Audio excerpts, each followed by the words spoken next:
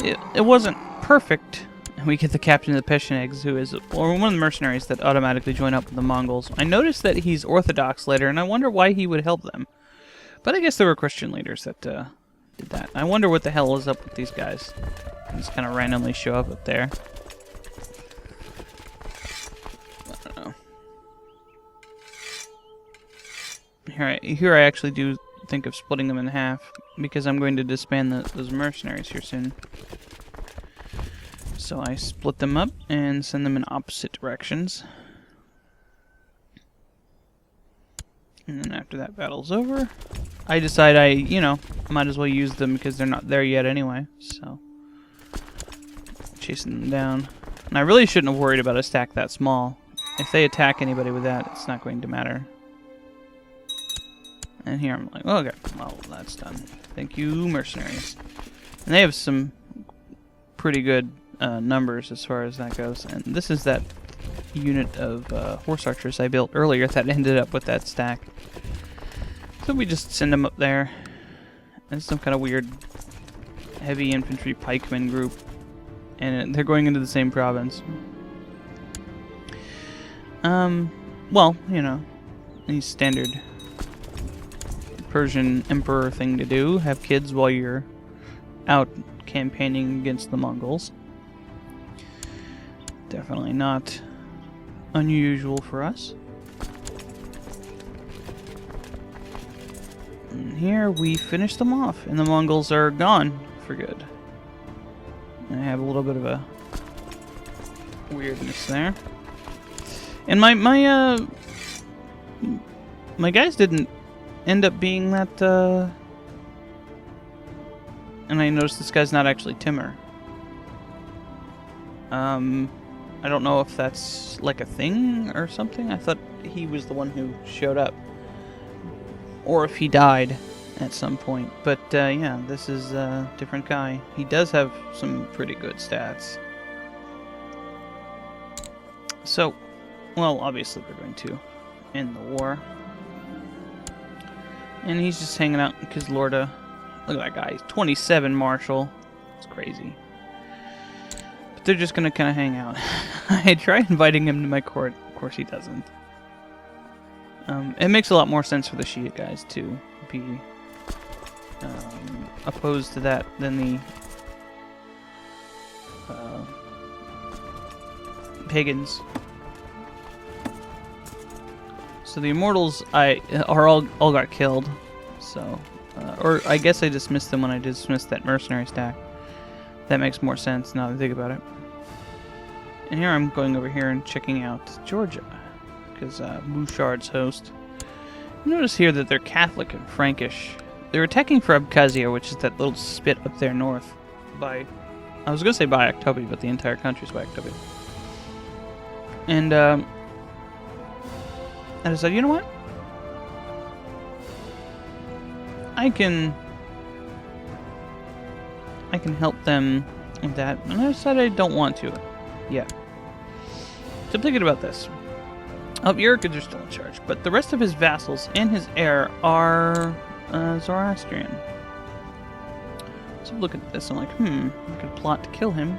There's only 29.9%. 30% odds on a plot are basically insurmountable. I tried anyway. To see if there's anybody who I can maybe sway. It's a Jewish guy there, but he apparently doesn't want to do that. And nobody's really, even the people who are Zoroastrian, like him too much. Mostly because they're family members. We were like, well, maybe I can invite some vassals. No, that's not the case. So I decided to do this the old-fashioned way. And, well, I send my spy master over there to do the spy network thing, which is a good thing because I had pretty low odds here. 37% chance with a 3% chance of getting discovered. And I fail and get seen. Then I succeed and get seen. I'm pretty okay with that. I lose 50 piety. That is alright. And now we have Sultan Tunga. And then Mazdakis show up. Sons of bitches. And I noticed the boats there. Oh, they tanked my moral authority by losing that crusade. What a jerk.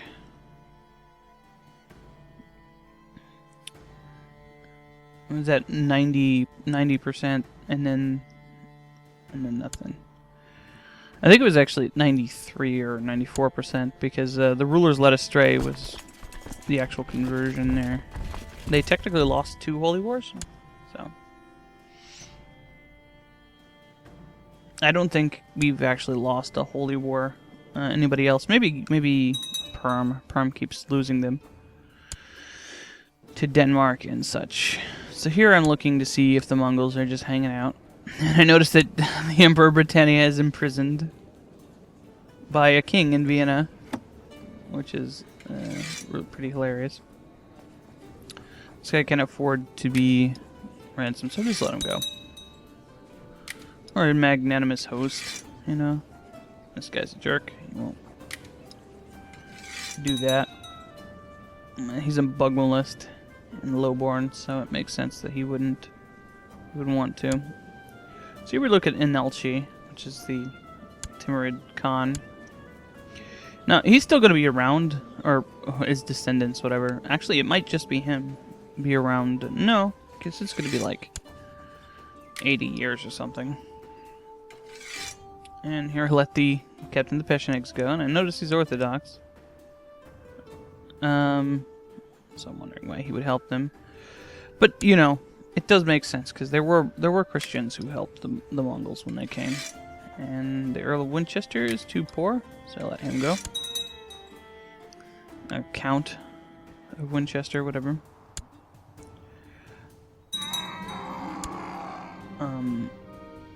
And there's actually another guy in my prison, but that's just the guys I was ransoming. I might as well get the ransom. There's no reason not to. And I'm like, levies raised. The crap. And then I'm like, oh, boats. So, I'll get rid of the boats. Here, try to close the menu with escape again.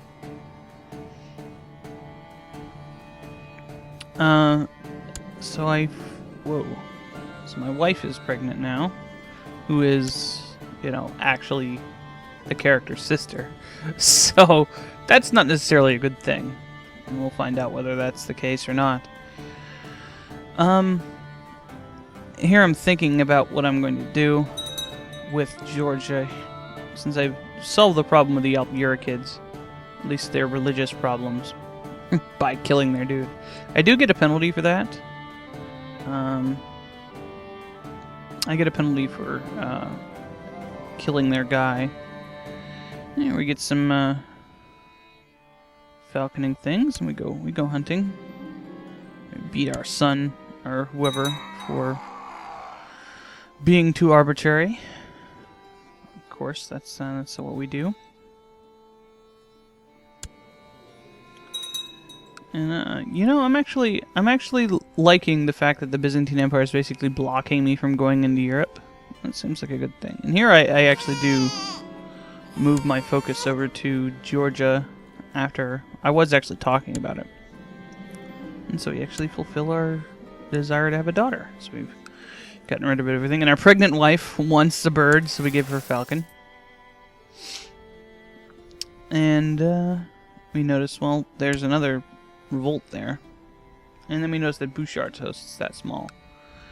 I'm wondering why they were having any problem with it to begin with, but I guess it's because their revolters were a main proportion of their army. So he offered to join the war after turning them down twice. Subkezi is that small strip there. And here I raise Armenia's troops, and I just, you know, go for Anatolia's troops. I realize I don't really need them both, but, you know, I use them both anyway. And I noticed that George is actually winning the war. I don't really know what the deal is with that, but they're doing fine.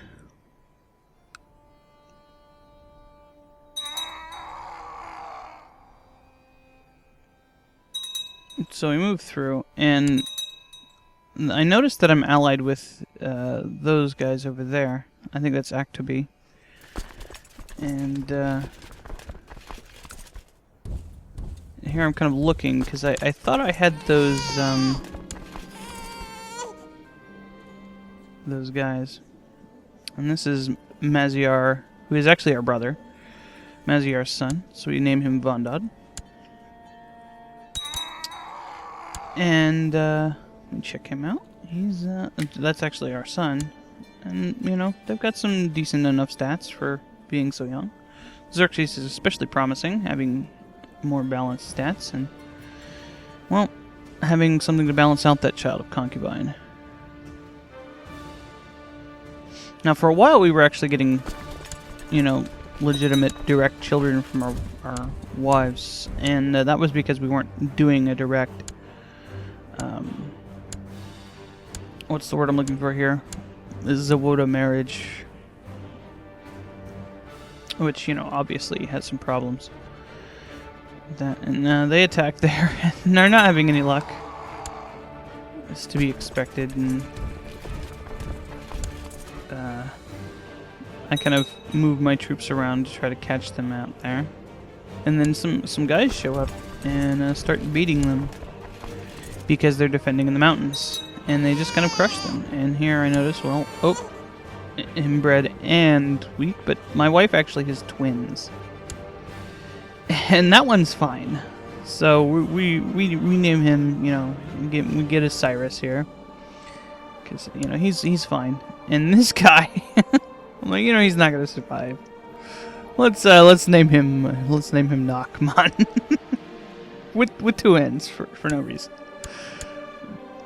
So, after our Jewish cousin or whatever he was, I don't think he was actually our cousin or something like that.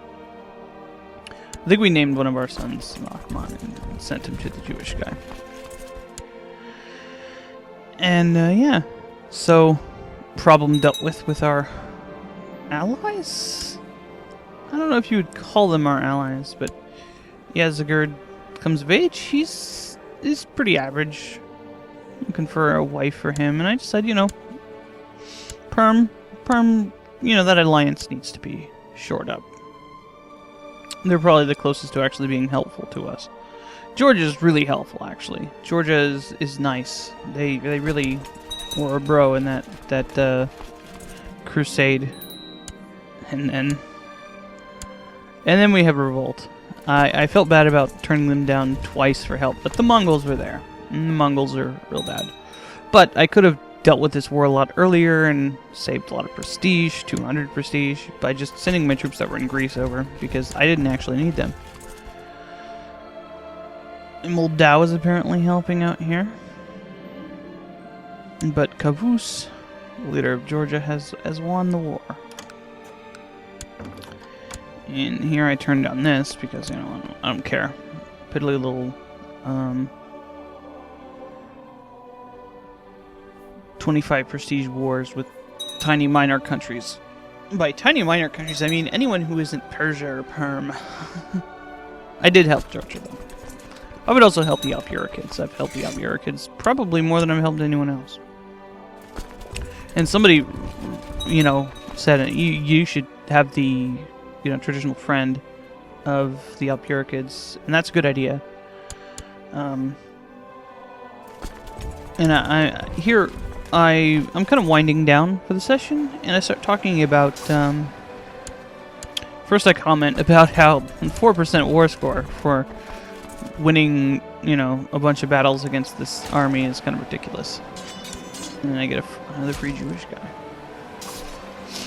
So, I started focusing on, in my, you know, when I was playing, the idea that we are going to do some stuff before the conversion. Obviously, we're going to keep running the game. And that, well, I wanted you guys to decide, basically, how I should do it. I'm not necessarily set on... I'm looking for someone for him to marry. And I'm thinking, well, I don't want to marry him to a foreigner. I'll lose him. Nor do I really want to wait for somebody who's young. I see this person here, and I'm thinking, well, you know, I could get somebody. I'm looking for somebody lowborn because I think, you know, well, it'll be easier to marry someone if they're lowborn. But I don't find anybody. So just checking to see if I've got any Jewish women, which I don't. So I just do a marriage here, and apparently I'd select the wrong person, and it lets you do it there. And I guess she was lowborn. Looking at that again, so I'm not set necessarily at this point of actually physically breaking up the empire before the conversion. Instead, I was thinking of seeing if I lower crown authority enough to make it so that it breaks us up anyway. Here I notice the Albura kids are having some problems, but, you know, nothing really major. Some stuff with some of his vassals.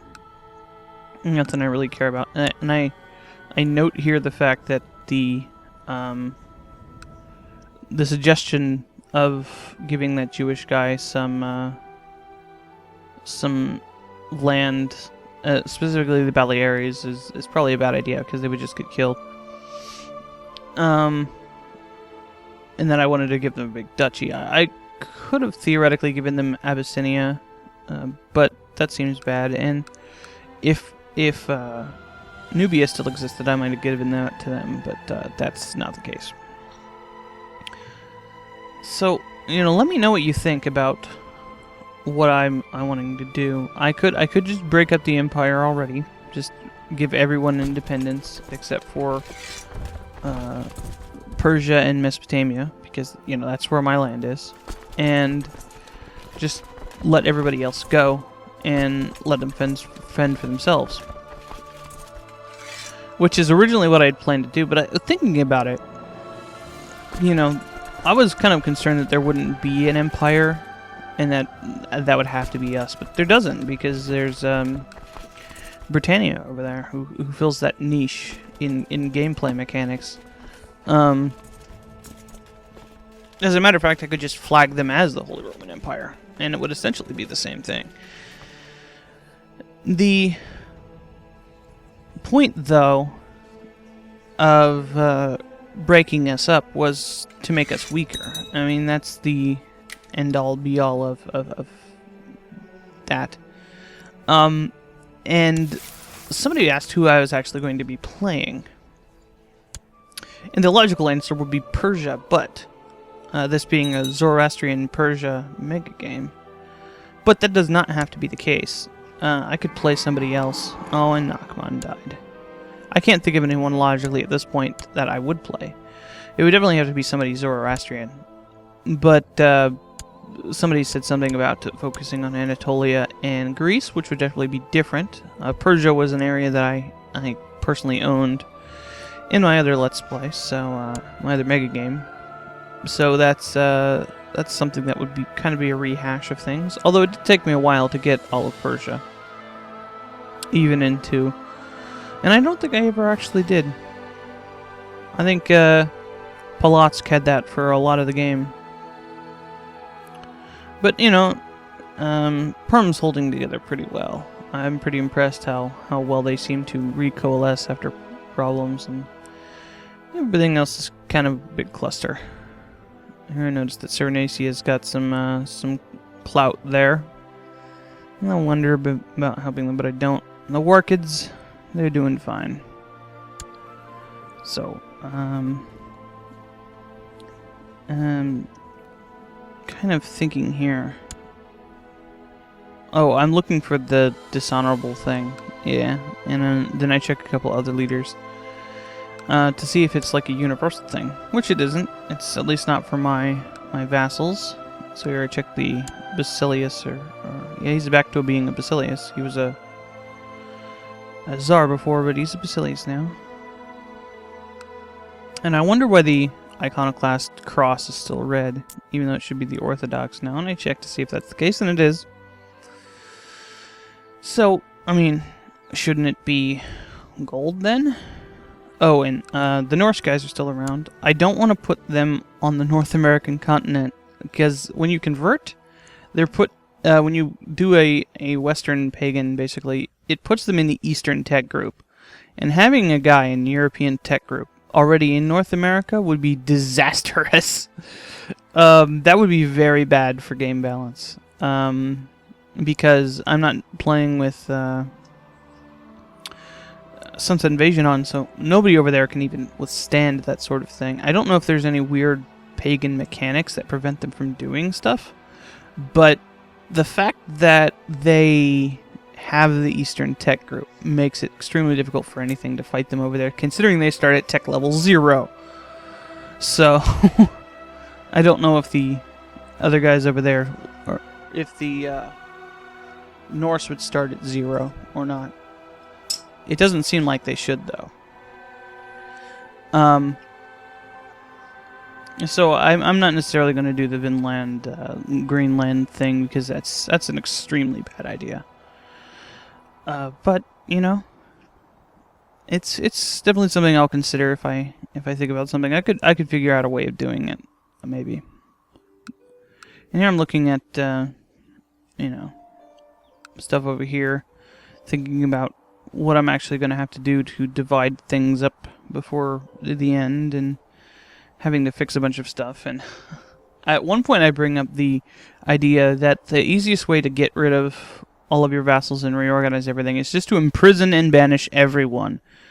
This is kind of gamey, and it works better if you have a smaller empire, but it is theoretically possible to do it on this scale. But the fact that my vassals like me a lot means I don't really have to do that. I can afford to do a couple of revocations without having any problems. Kiva is definitely an issue. So I might do the banishing there because they have a lot of land. That's going to be problematic, and I'll probably wait until the later stages of my leader's life when he's got pretty solid heir in place. And then maybe immediately get him killed or something after that. Yeah, I know that's really gamey, but, you know. I haven't done that yet, so I probably won't end up doing it.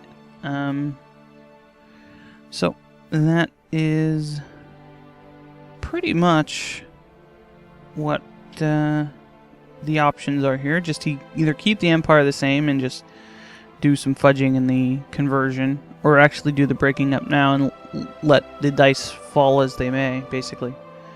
Yeah, I'm looking at Denmark and remarking how the blobbing in Denmark, compared to the other ones, is largely historical, aside from the fact that they're not just, you know, vassals under a personal union. Anyway, I will see you next time on Let's Play Crusader Kings 2.